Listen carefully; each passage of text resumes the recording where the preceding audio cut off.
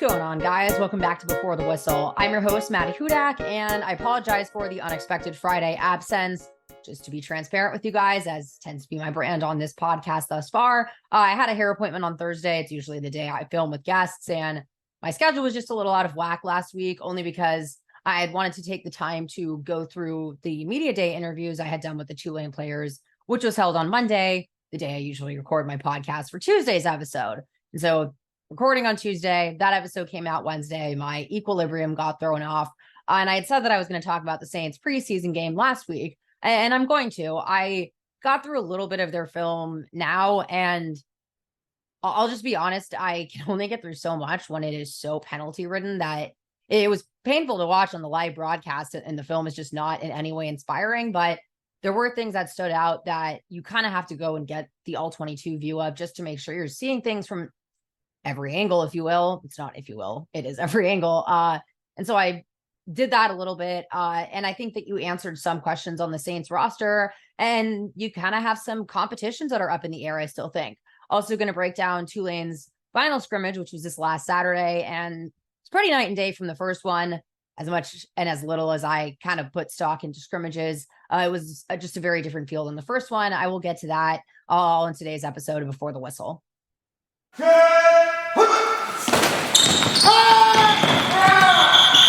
I apologize if there's a little bit of noise going on over my head. I unexpectedly timed this with our roofers coming back to finish what's been going on up there. So going to try to get through this as best as I can. But just again, I'm going to start with the Saints only because it's the freshest on my mind. I thought that, well, now that we're through two preseason games, I think I've learned just a lot about the perception of the preseason in general, and really where the importance of it kind of lies, and how much or how little stock you can really take. I know that sounds like annoying lawyer speak, vague type stuff, but it is, because, you know, I do film breakdown on After Further Review with Matt Moscona for Saints games, and I'll look at this a little more closely when I have to kind of do that. But looking at the film last week, he had asked me to look at guys like Ellis Merriweather, who had impressed at running back, and he absolutely did. The issue was that took place in the third and fourth quarter, at that point against, third and fourth string guys on Kansas City. And so I kind of wanted to see him earlier on in more meaningful snaps in this game. Instead, very surprisingly, and in a very good way, Kendre Miller for the Saints came out and it really showed why he was drafted when he was. I really wasn't expecting to see him come out there after the reports that he sprained his knee just the week prior. Knee sprains are a little not that something that I've suffered that often, and so not too knowledgeable on the severity of them, but it wasn't really something that I expected it to come out there and play such meaningful game time in, and was trying hard not to wince, only just because just being a sideline reporter has made me gain both an appreciation for O-line and running back play, and a true visceral feeling of how wrong it just looks a lot of the time when these tackles are made, and the way that bodies twist and fall on top of one another. I don't think it's ever going to really look that natural to me. And so just kind of from that perspective, but I think you saw a lot of mental toughness in him, and that's a really important trait, especially in a rookie running back that at this point can be looking to see some meaningful play time right at the start of the season with Alvin Kamara's suspension. And so to see that he was healthy enough to go out there and B, play the way that he did, because yeah, you can a lot of the time go out there when you're injured, but it's relatively obvious that you're playing injured. And it was not obvious that he was playing injured, if at all, in that game. And you saw it, what he could do as a pass catcher and have that kind of shiftiness that reminiscent of Alvin Kamara. I think that he still is kind of just in a category of his own at this point, but really good flashes from a running back that missed all of OTAs, if I'm correct. I don't recall seeing him out there except, it just in his jersey off to the side and sometimes doing workouts with a trainer, but not that much time in training camp either, even though just a little bit, but good again to see that he had that meaningful time back there. At the same time, I think while you might have gotten a better idea and a little more confidence about, that running back room, you don't really answer anything about Ellis Merriweather, but maybe that's a point that you don't have to at this point. But you don't know in that first game, especially just with the way that injuries can change things in an instant. It's not the worst idea to carve out your running back four. Another problem that I thought the Saints solved, I'll get to the defense in a second, but Jalen Smith at linebacker just seemed like such an immediate upgrade. And it kind of allows you to relax a little more on the guys that you're trying to evaluate, not expecting them to kind of take on roles that they might just not be prepared for. Back to the offensive side, though, I thought that the quarterback room certainly got intriguing over the last 2 weeks or so. I mean, seeing the first team offense out there, seeing Michael Thomas out there with Alvin Kamara, Derek Carr, and that first team O-line, that's the most well-oiled Saints offense that I think we can all confidently say has been out there in 3 seasons at this point. They found their rhythm under Jameis Winston. It was ultimately a very conservative offense that was kind of based upon getting Jameis Winston to get a little bit out of, his bad habits that unfortunately were kind of on wild full display last night.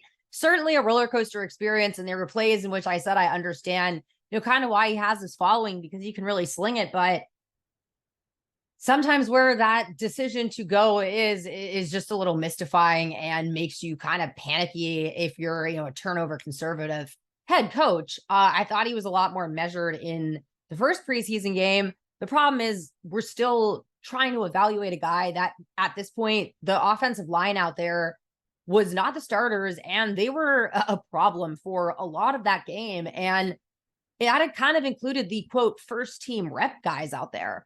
I kind of have to look a little more closely. It was good to see Nick Saldiveri spend some significant time out there, considering all the time, again, that he missed this offseason. Trevor Penning, to me, though, is just not flashing enough. And, you talk about these year 1 and year 3 evaluations, but, I can kind of understand the frustration for fans and the like of, is this another year 3 evaluation type player? Because you're seeing that happen, I think, a little bit in guys like Zach Bond, at least, again, the vision that initially he had been drafted for, him finally using that in year 3, year 4. The COVID guys, I'm going to give an extra year or 2, just to be honest. It does check out. Peyton Turner, that was another guy that you've seen at this point consistent flashes from in preseason. You saw it in camp. It's really hard for me to, again, take that kind of stock when you're not actually playing with, meaningful snaps, but you've seen just enough growth in him. And now you're kind of curious to see him in a real week 1 action, and knock on wood, but has been through camp relatively durable and has missed a lot of time in the past. Back to the quarterback thing, though. Another thing that I think we all learned again was just snap judgment. It's really hard, and I'll just give this from the media's perspective of what covering Saints quarterbacks has been like the last 3 seasons. And that's just been the time that I've covered the team. So it's been special, to say the least. Did not matter who you backed in the quarterback competition. You were not winning with fans. And that was, just tweeting that one quarterback won the day. It was exhausting. And trying to kind of be any type of devil's advocate there was even more exhausting where I was coming from, where I've talked about this when I talk about the running back competition at Tulane with Tajay being gone, and how the quarterback competition for the Saints really illuminated a lot for me. I wasn't just ready to, I say this as if I'm the head coach of the Saints. I'm saying this, covering the team and giving my assessment. I wasn't just, okay, let's hand this team to Jameis Winston when he was QB3 on the roster the year before that behind Taysom Hill. Yes, Sean Payton leaves, and I guess that was when Sean Payton was still there. I'm doing fine. And if anyone was going to make it work, it would be Sean Payton. And I think that's kind of, what the fever dream there was. But even trying to say that Taysom looked better one day, or that, for me, the fact that it was even meant Taysom was winning it just because he shouldn't be in the conversation at all, just was scarring, honestly. I was really glad that was over. But then last year, it made things difficult again because, no one is really inspired by Andy Dalton. The unfortunate thing was we got 2 games or 3, I think, maybe, of Jameis Winston, and he was so hurt and shouldn't have been playing in the games that he was, that it was so impossible to get any type of read on him. And then, for one reason or another, then it's Andy Dalton all season, and no one's really taking any stock in that. The problem is that there's not really anyone that exciting there to look at as a development either. The other thing about the 2021 offseason was Ian Book was relatively intriguing all of training camp. I can't remember how he performed in the preseason, But to say that he had probably the worst circumstances for an NFL start in his life would be an understatement. And yeah, he looked really awful in that Miami Dolphins loss. But when the entire team is out with COVID and there are players getting fitted in the Superdome the day of the game that are playing as the offensive line in front of you, but it was really hard after, everyone had kind of hyped up Ian Book. And I think a lot of that had to do with the fact that it wasn't the most inspiring primary competition to where it was kind of interesting to look at the rookie quarterback. And then last year, you didn't really have that. So when the Saints took Jake Haener this year, it suddenly became intriguing. And it's hard not to ignore, again, height, stature, similarity to Drew Brees, the fact that he had a childhood photo in a Drew Brees jersey, and the fact that, his mentor is Derek Carr and they went to the same college. That's all cool coincidence, but it's also, it matters, I think, in terms of fit and chemistry, and just his poise sticks out to me. The poise was not so much there in the first game, but I think there's a lesson to be learned there, and expectations of some guys might not come out and start hot out of the gates. Sometimes they might get punched in the face by the NFL. And it stuck out to me that his first NFL play was an interception. It impressed me that he then drove the offense down the field in a 2-minute situation that showed, kind of poise, especially being able to brush that off. But his first pass in this preseason game is, using his legs to extend the pocket and hitting, I think it was Lynn Bowden for a 51-yard reception while he's getting hit by two guys that are charging at him. And he still lobs it like a softball. It wasn't like he was trying to just get rid of it to avoid pressure. He made sure that the primary objective there was throwing a catchable ball to his target. And up until what was the wildest learning lesson for me in what can happen if you incur, I was trying to Google it and nothing was really coming up. I had no idea that you could get an entire touchdown removed by a penalty on a 2-point conversion. And it's really put a lot of perspective of risk into something that I didn't know was there or how long it's been there. And, is it worth it to go for a 2-point conversion if 6 points get taken off the board? And then Brian Edwards really did not make himself have any favors after that. But, unfortunately, then there was guys like Lucas Kroll who had an opportunity after having a good catch early on in the game and flashes in camp, and then drops really catchable passes. And that was really Jake Haener's first drive should have just ended really quickly with that perfectly thrown touchdown that I couldn't see it clearly enough. I guess the defensive back got his hand on it, but man, it was just not good ball security there at all in the end zone. But what you saw from Jake Haener was just a level of poise that was so markedly different than the first game that it does beg the conversation of, I don't think he's ready to, be there at quarterback too. But when you're looking there after the season, are you comfortable rolling with the rookie? Because the Saints have not been able to benefit from a rookie quarterback. And I'm not saying roll with the rookie instead of Derek Carr. Wow, that would have been a really wild oversight to not go back over. I meant at backup quarterback, because let's be honest, there is no competition anymore. Jameis is the backup, but there's nothing, really here in terms of a starting opportunity barring injury at this point. To me, you should play Jake Haener. I obviously would like him to just start and see what he does with those starting people, because, Jameis Winston has played such meaningful NFL time at this point that he's also been on the team for enough years and has shown the ability to come in and perform when he needs to. But can Jake Haener have 2 consistent performances in a row that might have a chance of working out with a little more, credible players in the game? Because I just went down control F on the stat sheet of penalties, and it just, barring the ones by Brian Edwards, it was just O-line, O-line, O-line, O-line. And so many holding false start penalties. It was just a complete mess. 14 penalties for 141 yards. The only thing I'll say is that was really the first audible emotion I've seen Dennis Allen really exude on the sideline. He looked mad, and he should be mad because this is not really shown themselves to be an undisciplined team in that way. And I don't know what that, last night was a reflection of. If anything, probably the NFL not an excuse a hurricane and an earthquake, but like, as someone that's been in an earthquake, and if they felt that in any way, it's really jarring. And it's just, that game probably just should have never been played, but that's beside the point.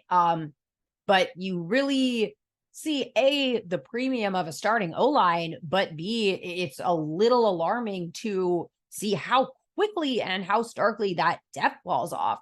And you just think back on all of the years of Saints draft classes where people were, banging the table at Sean Payton to take a speedy wide receiver. Instead, he takes trench player, trench player, trench player. Oh my God, are they important to literally the entire game? And that's on both sides of the ball, but really on the other side, especially when you're incurring that many penalties that are killing drives and killing the ability to put any modicum of points on the board. I guess if nothing else, it did give us an interesting illumination into what I have officially calling a kicker competition. Only because, I'm someone that personally, I'm looking at the roster and I'm seeing if I could keep two kickers on it, because I just think of the Saints 2021 season, to go back to that one, where they lost Will Lutz and the gaggle of characters they brought in was so bad. And there were multiple games that season that were lost by, 3 points or less, and missed extra points, missed field goals, missed 2-point conversions a lot of the time. But they have Will Lutz, they have those kicks, more than likely made. The Saints make the playoffs that year. And that's not to say Sean Payton sticks around after that, but it begs the question of how. I don't think they would have necessarily gone that far in the playoffs. I know they were dealing with a lot of injuries at the end of the season, but they won that final game to get in, and it was the circumstances of other teams that didn't let them in. But I think that your starting kicker gets you into the playoffs that season.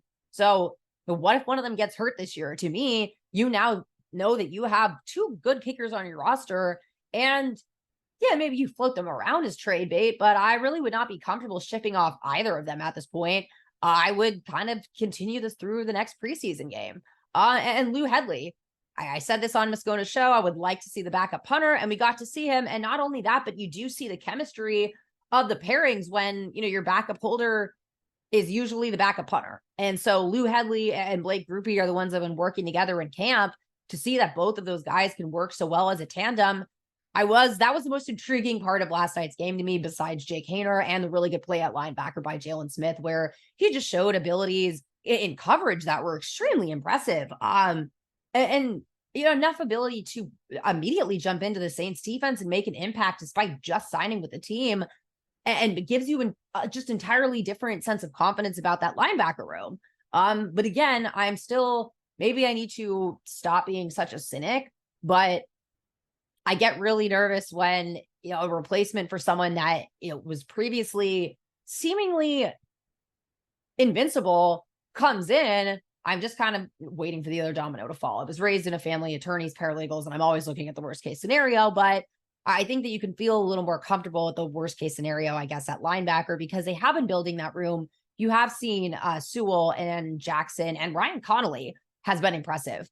I know Nico Lalos went insane at the end of that game, like legitimately insane. And I was pretty asleep and annoyed by how, again, the flow of the game was just not there because of the penalties.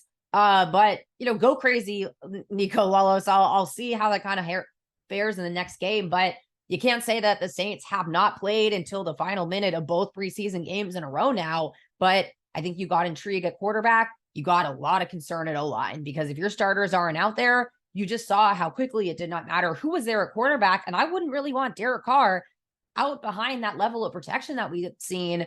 That's something that I think really kind of needs to get addressed. But otherwise, other than that, the tight end room was the other one that looked really strong. And then you didn't see that much of Juwan Johnson. I don't know how much of that was just, it just seems like whatever was going on when Jameis Winston was under center yesterday, it just didn't look as much like the routes, I think, that we've been seeing, and just the rhythm of camp that's really been working for all of the quarterbacks. But just the timing of everything kind of seemed off there. And it's hard, again, to really take that many meaningful takeaways from that. But I just don't feel like you got any actual question marks answered on the offensive side of the ball, other than promise and intrigue. But, and running back, I'll say that you can feel comfortable about. But I'd just be nervous about O-line, tight end. Guys had the opportunity and they didn't really show it. And I guess that you always have Taysom Hill there.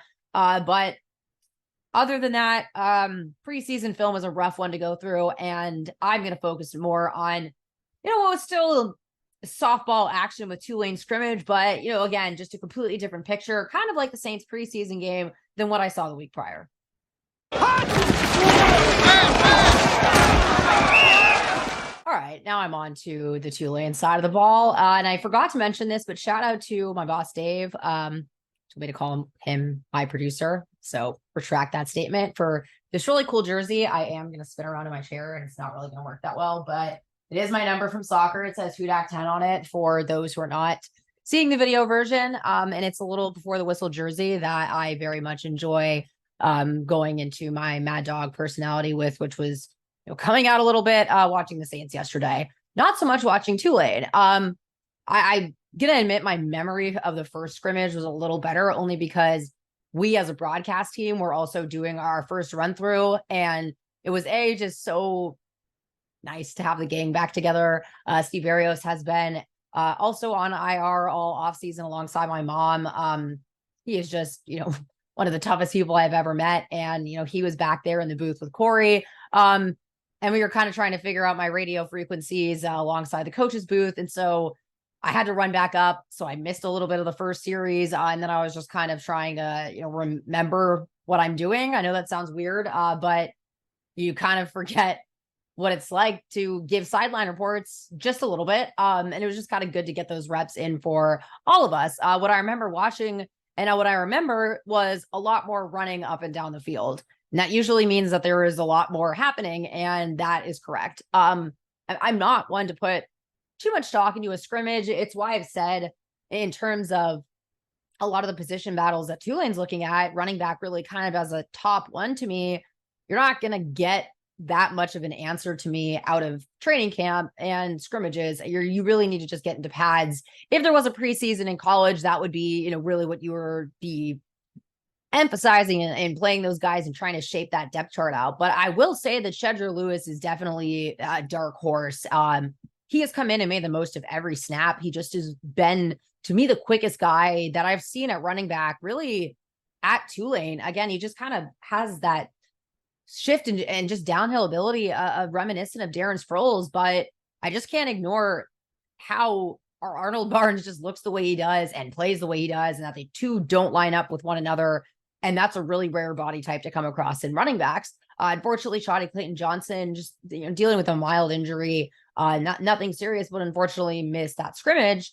He was kind of the one that I was promoting as the top back. I think that, it's probably a safe bet to start the season with, but, unfortunately didn't get to kind of see any more answers from him there. But a lot of the time, the passing game just kind of isn't there in scrimmages. And I remember saying that after the first scrimmage, that I don't really recall ever seeing a really good scrimmage since being a sideline reporter at Tulane. And that was the first time that I've kind of had that excitement. And that was really coming from the passing game. I think that a really top connection, key connection, if you will, to look out for this season is going to be Michael Pratt and Lawrence Keys. And honestly, it's been something that I've just kind of been waiting to really come out since Lawrence Keys came down here. I go back to spring camp going into last year's season. And I remember him transferring over and thinking, wow, it's a pretty good get coming over from Notre Dame, especially there are guys that want to transfer to a 2-win season. That's something that I think is extremely underrated about last offseason. When you talk about the grad transfers and the undergrad transfers that Tulane got that played such a key role in last season, you have to realize that they came again in the context of belief in a team that they weren't actually, playing every snap and seeing that fight in through the 2-10 season. But Lawrence Keys was one of those guys that he just looked like the real deal right when I saw him at camp. He just had a crispness in his routes, just deliberateness in his movement. He's had really good hands, really good ball security. He just seemed so fundamentally and technically sound and considerably up to speed considering he had just got there. But, I think as a lot of guys will say, Devin Deal as well on the defensive side of the ball. I talked to both him and Keys after the scrimmage because Devin Deal missed, his freshman year with an ACL tear. And so last year's kind of really his meaningful game time for him. He certainly made the most of it. And I think that he is one of the players that is going to benefit more from this kind of aggressive turnover ball hawking type defense under Sheil Wood, because to me, he has that instinct to get his hands up in passing lanes, make those pass deflections, and dropped back into coverage a considerable amount last year. And that's something he said he really wanted to build on this year. But, again, Lawrence Keys, he then had, I think it was a Liz Frank injury and missed some time in the at the end of the spring camp. I can't remember, he was there for training camp, but he had, as he kind of said, kind of that jet sweep motion, really speedy roll, but he kind of grew and came on stronger more and more as the season went on. But, him and Michael Pratt have looked so in sync this year in a way that, you see with Jaquan Jackson there still, but it just seems so natural with Shea Wyatt and Deuce Watts, where it was a play that they had practiced hundreds of times. They knew exactly where it was going. Michael's timing and anticipation was perfect. The route timing was perfect. When to turn, when to make the catch. Perfect. And you're starting to see that, to me, at an exponential increase from Lawrence Keys. He told me that after the Cotton Bowl, him and Michael Pratt got together and sat down, looked at film and looked at those kind of things of, how can we kind of get these routes better? How do we kind of get the timing down on these type things? And he's growing in his confidence in the routes that he's able to run. I asked him kind of if he's running more first, second, third level routes this year. And really the answer is all of them. And it's more that he has the confidence to do so, that he's not just kind of a slot receiver running those slants, that he really has the ability to, do the entirety of a route tree. And you've seen it in now, I think, spring camp and very much so during training camp, including the scrimmage on Saturday. So that's just a really exciting connection, because it brings into me a new, again, era of Tulane offense that I think is going to be really quick. And as much as, run game control the clock is really a philosophy here, it's also really hard to ignore this rule change, that the fact that the clock is going to keep running, and sometimes you're going to have to, make those really quick plays. Another thing that you saw was the first team offense, execute really well on a tackle list 2-minute drill. But I didn't realize how many people, I guess, didn't know that that was something that Tulane practices quite literally every single day of practice that I've been there. Unless I'm totally missing something here, they've always practiced that hurry up offense. And so I never thought to even report on it, just because I don't know. I just assumed that it was just a regularly known thing. But, to hear so many people say that they were so impressed with how Tulane was just ready to march down the field like that in the Cotton Bowl, and the players in the post game saying, yeah, that's something we did every single day. It was why I was so confident in that final drive. And it also, again, requires a quarterback like Michael Pratt in order to have that confidence. To go back to the Saints, seeing Jake Haener execute in that 2-minute drill situation, that's really when you kind of see what a quarterback is made of.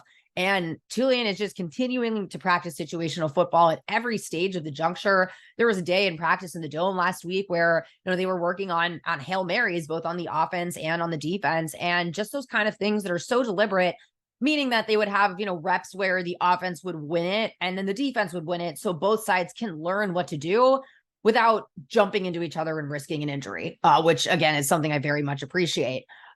It's just the little things, I think, again, that really stick out to me with Tulane. That's why I don't ever take that much stock in scrimmages, although it's good to see. And it illuminates, I think, again, somewhat of a depth chart.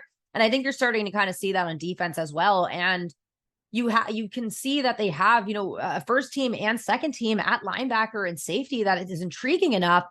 And that's a lot. That's saying a lot, considering that, again, this is an entirely new group of the middle of the field at all of those positions. I think Cam Pettiscole has really solidified his play at nickelback. He's just such a great and really key late offseason pickup. I still want to look a little more for Tahira Noor. Kevin Adams is a freshman that he was running second team at safety with Darius Swanson, who spent a lot of time with the first team over the offseason. Then you had Bailey Despaney and DJ Douglas at safety for those first team reps. And, it's not easy replacing Larry Brooks, Macon Clark, and Lummy Young in one fell swoop, but you have guys that played in considerable playing time last year. And I'm not even getting to AJ Hampton, who I spoke so highly of on my last podcast. And again, we're all talking about potential depth chart pieces, but you've also seen for Tulane how immediately critical having that really good depth is. Two perfect examples being Adonis Freelou and Jaden Kennedy last year. You saw the value of that depth at defensive line, and I think that's only grown this offseason. And to me, again, is a position of strength on this team. You also saw it at quarterback when Jaden Kennedy tore his ACL in the Memphis game. In homecoming, Jarius Monroe comes in, makes the game-ending interception to seal the win for Tulane in that game, makes an interception in the Cotton Bowl, and is now starting quarterback opposite Lance Robinson. It just goes to show you how quickly things can change, but how important that depth is. And, as much as we're talking about that running back battle going on there. Again, knock on wood, but it's just so easy for injuries to happen. And there's no such thing as the 53-man roster in college the way that there exists in the pros. And, unfortunately, some news for, former Tulane player Cam Carroll's season's over at Florida State. And I'd have been hearing at that, I'm sorry, Florida. I can't remember which one. Sorry, Florida fans. Believe it's no, I'm just going to leave it. I had heard from people that cover the Gators that he had been, really kind of vying for that running back 3 role. And so it's really sad to see that happen. And then, talking again with my friend that they're talking about, having to kind of throw a true freshman into that mix. Well, you have that with Arnold Barnes, but the difference is that he hasn't been thrown into the mix because of that, a surefire option went down. Now, at the same time, it says something again about the depth chart going on there that, we're talking about Cam Carroll at running back 3, and you're not really sure who that 1, 2, 3, and 4 are. But I think that there's an argument for a few of those guys to inch their way up there. And that includes in the first couple of games of the season. Because again, I think we know what this passing offense can do, but who is really kind of going to take that on? And to me, again, who is going to really step up on pass protection from that standpoint? But it just has a different feel to it this year. The coaches, they're not really having it this season. And just again, to draw comparisons to the Saints, and that's why that game was so surprising, because you've seen them, I think, have a lot more disciplined football being played in practice, running those gassers at the end and just kind of trying to pay attention to detail with all of the attention to detail that Derek Carr has brought to the role of quarterback.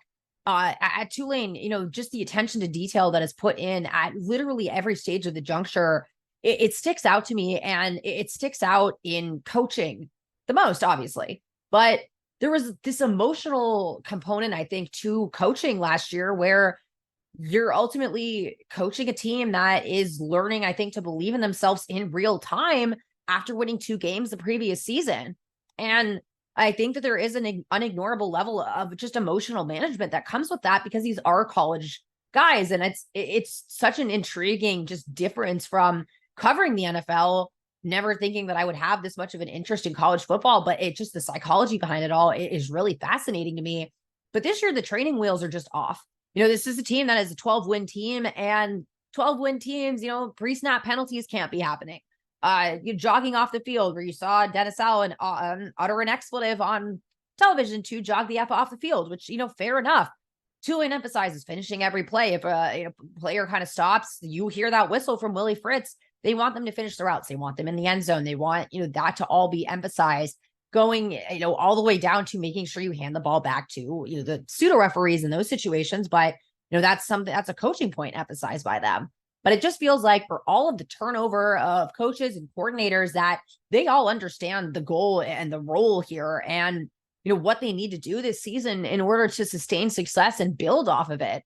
And I think, again, you're seeing a little more aggression. You're seeing a little more hard hitting. I pointed this out several times, just the one-on-one tackling drills over this, past spring and training camp of running backs, tight ends going up against linebackers and just hitting hard in practice in a way that you just really weren't seeing. All the attention paid to special teams under Greg McMahon.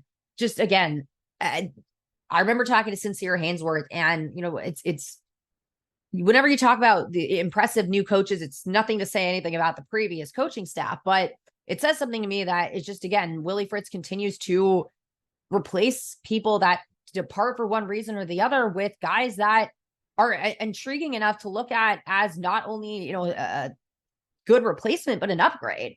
And that's, 2 seasons in a row now. And I just think it goes to show that this is why when people are saying, oh, it feels like things are changing at Tulane and it's different at Tulane. Well, it is, because you not only have players that want to play here, that want to transfer here, have that hometown pull, and have that actually really matter for once. You have coaches that want to come play, or not play, want to come here, want to stay in New Orleans, retire in New Orleans. That, with Dan Rochar and Greg McMahon, it's really, it's worked out really well for Tulane. I'm kind of, dipping into that Saints coaching pool, but it's just, it really is incredible that I'm in the presence of coaches that I am on a daily basis. And even though today's practice was completely a wash, because the second I got there, I joked that I apparently brought, the thunder with me, because the second I walked in, downpour, and I walk into the tunnel, players are literally running off the field, lightning delay, And I'm very used to those being the PA announcer for the New Orleans Jesters, the minor league soccer team here in the months of June, May and June, I think, where it rained a lot more and we have a lot of lightning delays that are a little more harsh to follow.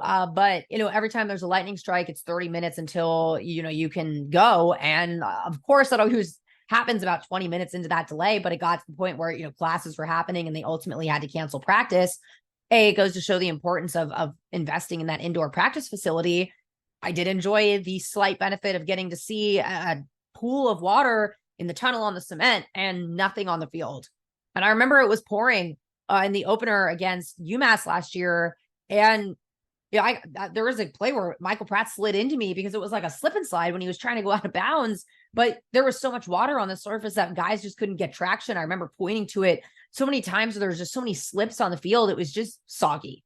And it looked like, again, this turf is really saying it's the Cadillac of turfs. It just continues to not be an understatement. There's something in the corks that makes it absorbent. It's certainly absorbent because there was literally, no discernible wetness going on the field. It was a torrential downpour, as we're used to in New Orleans. Good for the drought, bad for practice. But what stuck out to me the most was how immediately the groups, once I started to realize this was not just going to be kind of, a slight delay, just immediately departed. I was hanging out with special teams more, but all of a sudden the defense or the offense, one of the two, I think it was the defense, went to the Green Wave Grill. Offense went that way. They held meetings. They made the most of that time. There was really no wasting time to be had. And it just, again, it feels like the focus on South Alabama. It's frustrating to lose that day of practice, but it's a little more important next week. And so definitely to have those contingency plans. But the reality is there could be a lightning delay at Yeoman. And, how do the teams respond? Well, any type of experience that you can get in those situations is good. But I just, again, I feel like there's a level of focus that I felt last year that I didn't feel the year prior. And it's why my gut was inclined to go with these guys and their conference championship beliefs, even though, again, they really saw that for themselves when everyone else, we became believers along the way. But I'm comfortable saying that, I think that there's no reason that Tulane shouldn't repeat what they were able to do last season and start strong and keep all of this outside noise about success and sustaining it and legacies and what have you. To me, the level of intensity in practice cannot be ignored. And the fact that that was the best scrimmage I've ever seen, takeaways from it as you will, I think it just goes to show the level of mental toughness, discipline, and focus in this 2023 Green Wave team.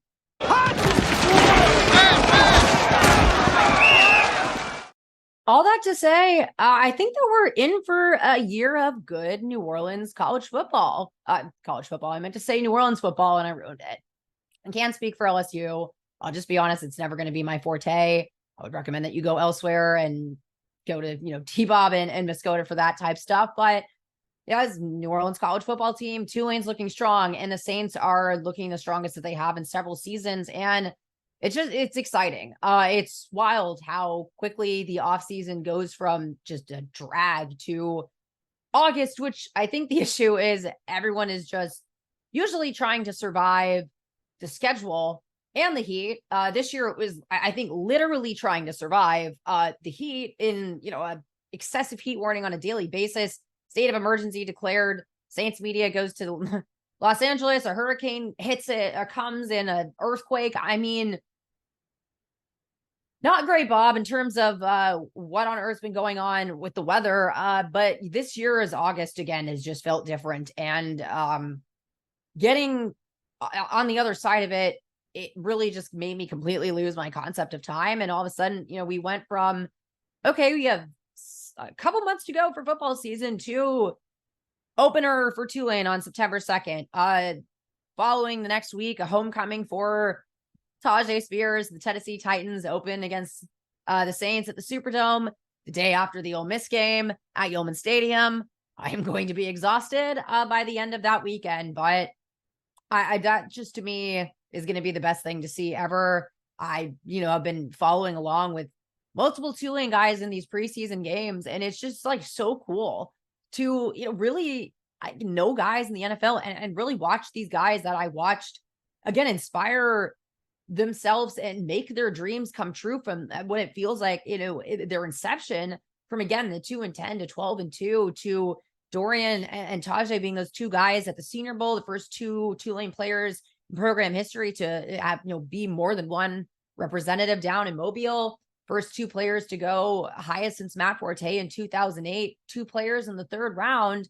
As much as we talk about Power 5 schools, I think I saw something earlier where there's, and I can't credit the stat because I unfortunately don't remember the tweet and I didn't save it, but it's something like there were 11 G5 players taken in the top 100 rounds of the draft. And just, when you look at these rankings for schools and you look at rankings of quarterbacks, they completely devalue G5 programs. But when you look at the NFL, they don't really care that much to an extent. They're looking from a trait-based evaluation, and yes, competition level matters, but it's not the end all be all. And I think you're seeing, Dorian Williams, who I believe is leading the Bills in tackles now through 2 weeks on the Bills.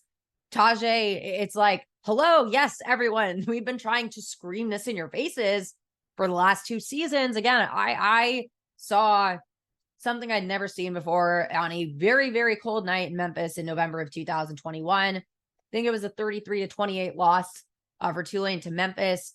And, it's the 4th highest single game rushing output in program history, all 3 behind Matt Forte, 264 yards on 30 carries. But it wasn't the numbers that blew me away. It was watching him up close on the sideline. And I've said this several times now, but I got, that kind of that feeling of what scouts feel when they discover that hidden gem for the first time. And it's just kind of thinking, I wonder how this is kind of probably how it felt when scouts discovered Alvin Kamara for the first time, especially the Saints, because they were the ones that ultimately ended up seeing that. I saw that immediately in Memphis. And then, immediately in that post game, Tajay is on with Corey down in the locker room. He commits to the team immediately on that broadcast. He said it was never even something he thought twice about. And he started to get more attention after he started winning all these accolades at the end of the year, being the first non-quarterback to win the Offensive Player of the Year since its inception in the American Athletic Conference, co-MVP of the Cotton Bowl, his performance just the end of last season.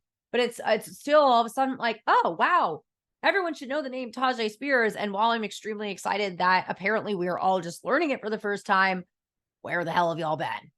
All of that to say, I think, again, that's not only proving you just so much for those 2 guys, but it's proving that, again, there is a pathway at Tulane to make it on an NFL field. And you're seeing that now with 2 guys. And that's not even talking about Juice Watts over at the Packers. There are Nick Anderson with the Saints. There are so many Tulane players that are out there still, some of them fighting for those roster spots, not so much in Tajay and Dorian, not with the contracts you signed in the 3rd round. But, you're seeing an actual pathway to the field for them too. It's a perfect fit in Buffalo for Dorian. And I think it's a really good fit for Tajay in Tennessee. It's really hard to say all the Tennessee Tajay Titans. It's a lot of T's. But it's just such a different style of Derrick Henry that you're not competing for playing time at all, but it just makes your offense so much more dynamic.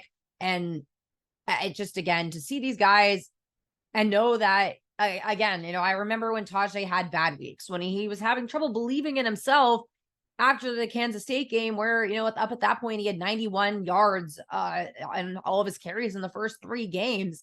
And to watch him stiff arm Eddie Jackson to hurdle over a Vikings player into the end zone, and then hear Ryan Wright's name be called as he's the punter for the Vikings, see Dorian Williams make the tackles I saw him make all last year. It's really just, again, shout out G5 programs for really showing up in the NFL and showing that, again, if you have the right coaches, the right players, and a system that provides a pathway to the NFL, just, again, you hear these guys like Nick Anderson talk about how prepared he felt for a playbook with what Tulane was able to, do in his time in the program. And it just kind of goes to show that this all is not just a flash in the pan. And, you are seeing that a legacy is not just built by accident. It's not built off of, a freak win, as much as you can call the Cotton Bowl, kind of just the most unhinged, wild game of all time. All of the pieces of this puzzle have just been there from the beginning. It all goes back to Willie Fritz to me. And roll wave, y'all. I'm just looking forward to September 2nd. And I'll see y'all on Friday on Before the Whistle.